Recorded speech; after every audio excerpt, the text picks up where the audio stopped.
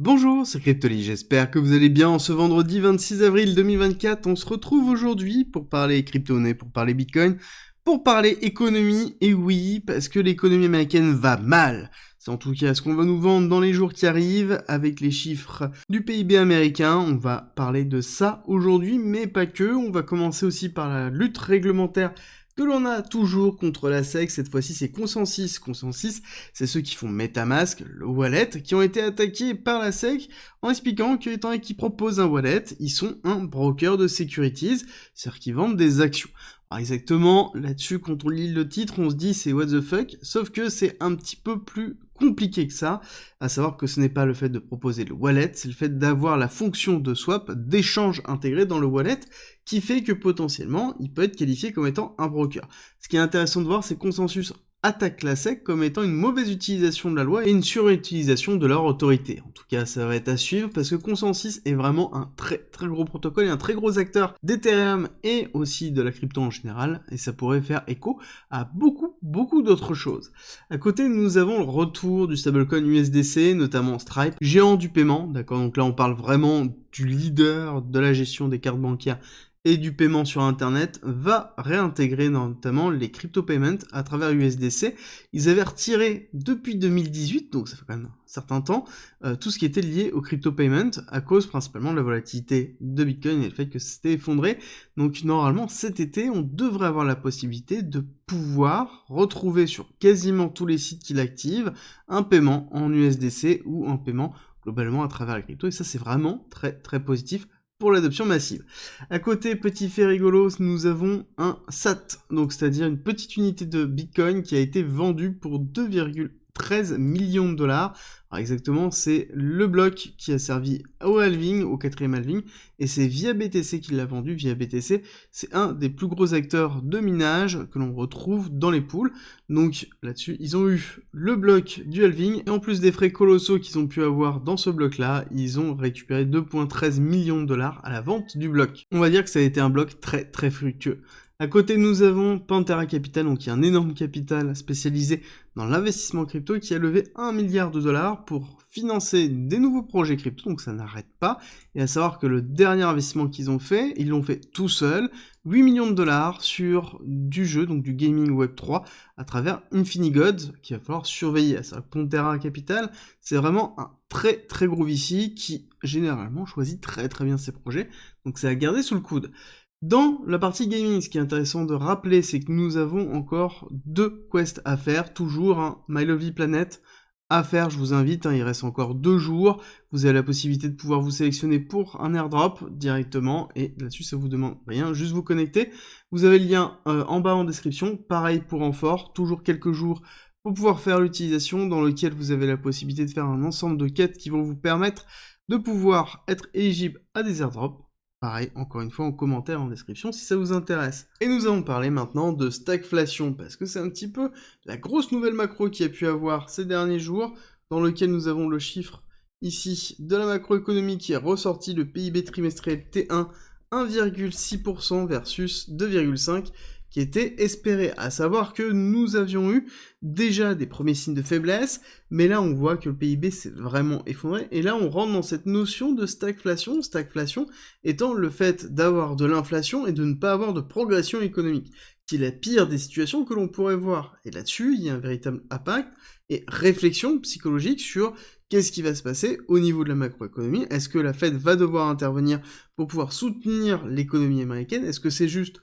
un trimestre? Ça, je pense qu'on va le traiter beaucoup plus en amont directement dans l'hebdomadaire dans lequel on va revenir sur tout ça. En tout cas, ce qui est sûr, c'est que oui, l'économie américaine, on voit, stagne depuis déjà un certain temps, et on reste toujours dans les 2%, sauf que là, on a une inflation qui repart un petit peu à la hausse, et c'est un petit peu ce qui fait peur à tout le monde. Alors, oui, fait peur à tout le monde, c'est sûr, sauf que si on regarde un petit peu les chiffres que l'on a eu hier sur le S&P 500 et le Nasdaq, on voit qu'on est parti bien à la hausse sur l'un, bien à la hausse sur l'autre. Très belle progression, principalement portée par les 7 magnifiques et les résultats que l'on a eu de Google, donc qui ont été assez extraordinaires, et surtout une très belle réaction de marché sur les différents résultats qu'on a eu hier entre Microsoft et Alphabet, donc c'est-à-dire Google, qui sont principalement portés par l'intelligence artificielle et la vente de leur cloud computing, et on en discutera encore demain, parce qu'il y a un gros sujet dessus, et vous allez voir que c'est vraiment passionnant. Et on va parler Bitcoin. Alors, juste avant de commencer, je vous rappelle qu'en description, en commentaire,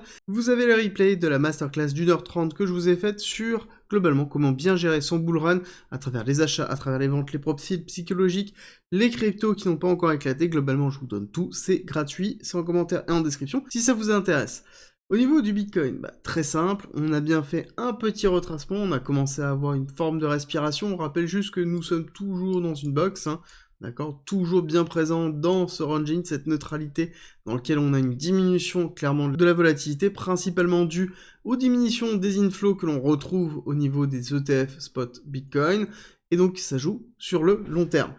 Court terme, qu'est-ce qui se passe? On va aller regarder tout de suite, vous allez voir que on a eu ici un dump dans lequel on est allé chercher pile poil l'order block qu'on avait donné hier. Très belle réaction qui a été quand même un petit peu faiblarde pour moi. Je trouve que ici on a un signe de faiblesse qui peut être significatif en disant qu'on a première impulsion baissière, retracement, deuxième impulsion, mais pour moi, j'ai tendance à vous dire que on devrait pouvoir aller faire ce retest-là, aller rechercher les 66 200 avant de potentiellement faire une continuité baissière. Si on reste avec l'idée qu'on a eu, justement, qu'il y a une notion de fractalité diminuée de ce qui est en train de se passer là, on est dans cette zone-là, donc on devrait avoir normalement quelque chose qui fait comme ça, tac, avec peut-être un petit lot, et ensuite on part, première, deuxième, on retrace, donc on a pris la liquidité dans cette zone-là, et ensuite on repart chercher la liquidité beaucoup plus haut, d'accord? Ce sera un peu cette idée-là pour aller chercher ici les 70 000, un retest 70 000,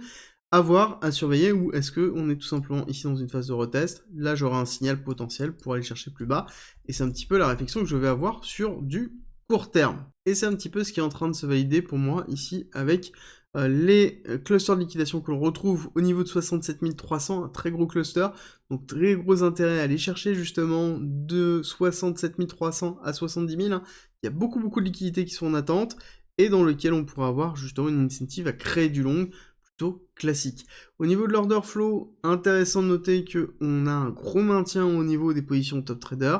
et que au niveau de l'open interest agrégé, nous avons un maintien de la position. Donc ça veut dire que on n'est pas allé chercher sur le début de cette zone-là, donc ça veut dire qu'on a toujours pas mal de leviers, alors que on a quand même bien retracé, on a quand même une structure du prix qui est bien baissière, mais on voit que l'open interest maintient, donc ça veut dire qu'il y a toujours des positions qui sont bien structurées. Quand on regarde d'ailleurs sur Trading Light l'état général des positions spot, on voit qu'on a toujours la grosse box qui se trouve au niveau des 60K, donc 61 000, 60 000, dans lequel on a pas mal d'ordres qui vont et qui viennent, mais c'est là où on a la plus grosse densité d'ordres en attente, donc ça veut dire qu'on aura un fort support, en tout cas dans cette zone, et il va falloir surveiller. Pour les altcoins, on terminera dessus d'ailleurs, nous avons très peu de leviers, donc ça veut dire que, en l'occurrence, au niveau du funding rate, on est plutôt cohérent, plutôt light, ce qui est plutôt positif sur le long terme, ça veut dire qu'on n'a pas de risque de forte liquidation comme on pouvait l'avoir il y a un certain temps. Quand on regarde Ethereum sur BTC, on voit qu'on a toujours la sous-performance d'Ethereum avec cette prise de liquidité qu'on a là.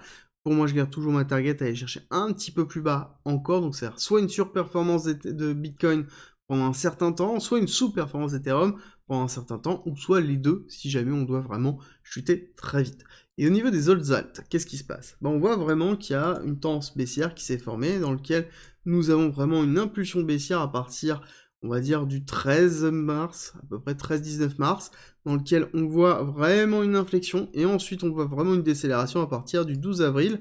et une forme de latéralisation par la suite, donc on voit bien que l'alt season n'est pas encore là, et qu'il va falloir quand même beaucoup de temps avant de pouvoir repartir dans une phase de alt season, et qu'il faut juste tout simplement patienter. Nous avons fait le halving il y a quelques jours, et donc forcément on se retrouve dans quoi? Dans une phase de latéralisation, qui est tout à fait normal. J'espère que cette vidéo vous a plu, si c'est le cas, n'oubliez pas de liker, partager et vous abonner si ce n'est pas déjà fait, et nous on se retrouve très vite pour une nouvelle vidéo.